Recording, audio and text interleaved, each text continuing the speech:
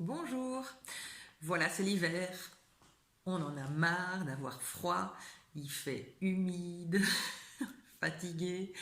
En hiver, on mange plus, on mange pas forcément mieux, on a besoin de se réconforter, on sort moins, on dort peut-être plus forcément aux horaires solaires, donc voilà, c'est un peu la fin de l'hiver, c'est un peu dur. On n'est pas en pleine forme, on vit moins en plein accord avec la nature comme en été. Et donc autour de moi, eh bien, tout le monde tousse et ils sont tous en train de me demander si j'ai pas un mouchoir. Et donc je sens que ça s'approche, je sens que je suis pas à mon maximum de pleine forme. Donc j'en profite pour vous présenter la technique de l'oil pulling, donc le bain de bouche à l'huile, qui s'appelle aussi gandush en indien. C'est une méthode qui vient de l'Ayurveda, donc la médecine traditionnelle indienne, et qui a tout son sens en naturopathie.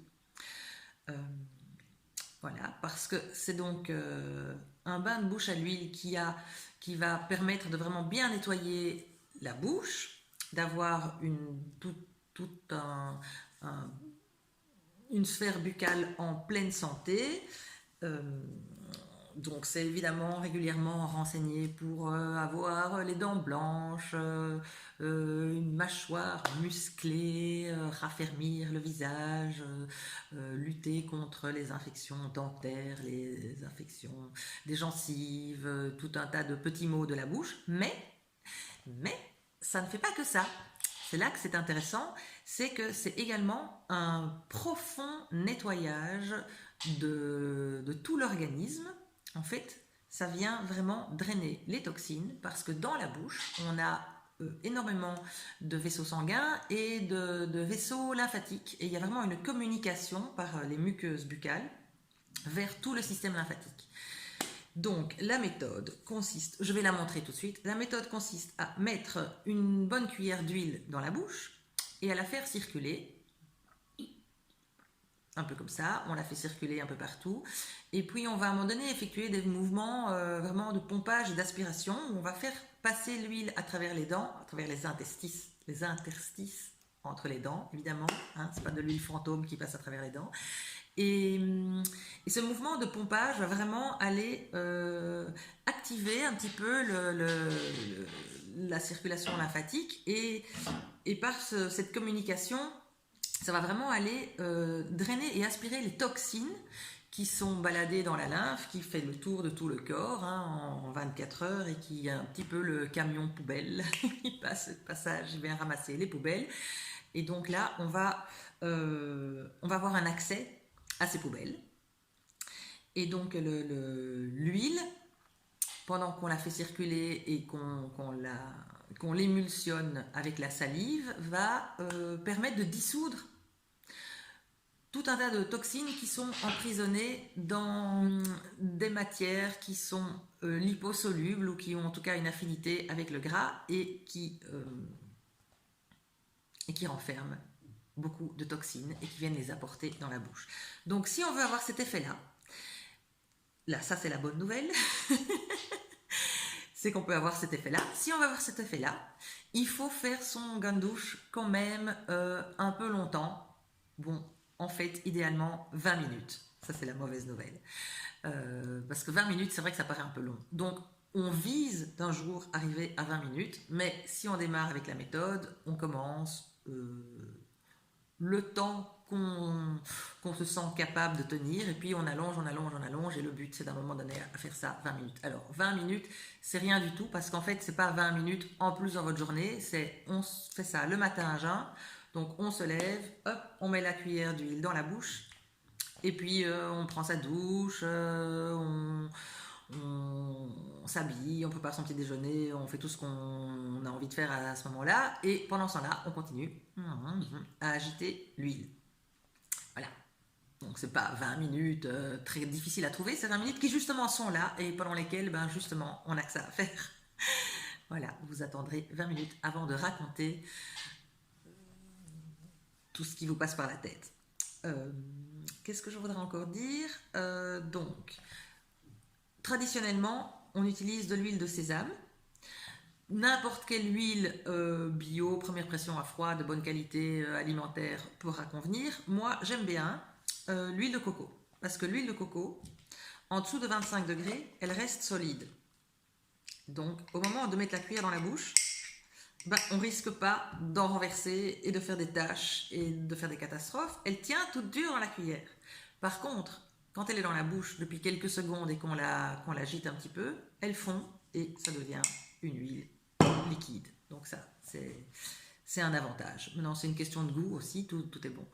Le seul truc, c'est qu'il ne faut pas cracher son huile quand on a fini, après les 20 minutes. Il ne faut pas la cracher dans l'évier.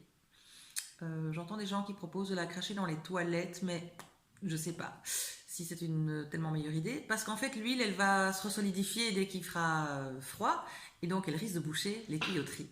Donc idéalement, il faut la cracher dans la poubelle ou dans un petit mouchoir et puis dans la poubelle.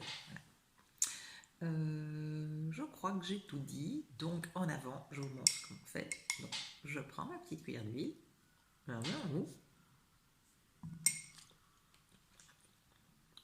Mon marfouille. Donc oui.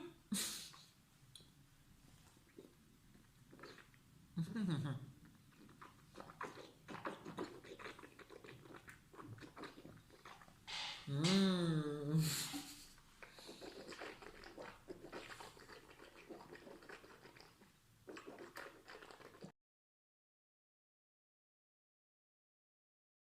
Ensuite, qu'est-ce que j'ai fait avec mes lunettes? J'ai bien craché mon huile, donc mes lunettes s'entendaient.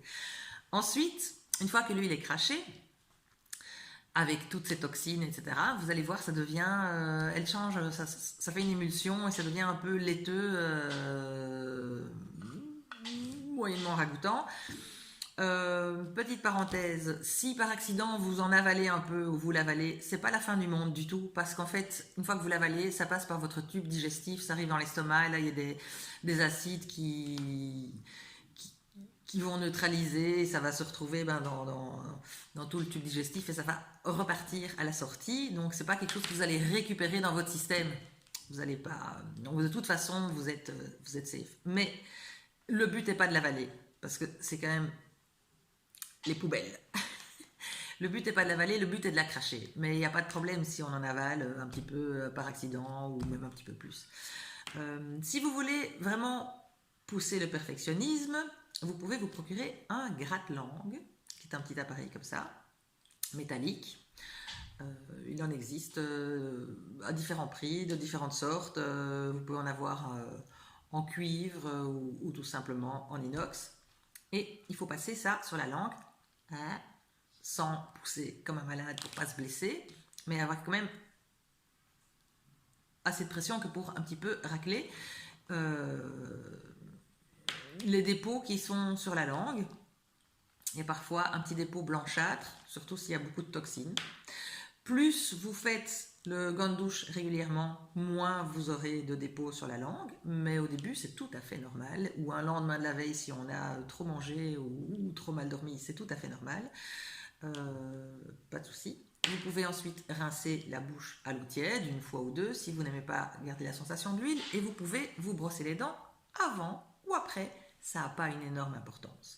Ça, c'est vraiment une question de goût.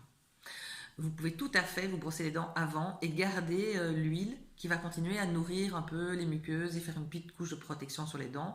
Ou si vous trouvez ça désagréable et dégoûtant, vous vous brossez les dents après, vous évacuez tout. C'est pas très important. Voilà. Oui, mais je crois que j'ai tout dit. Donc en résumé, c'est pas compliqué à réaliser.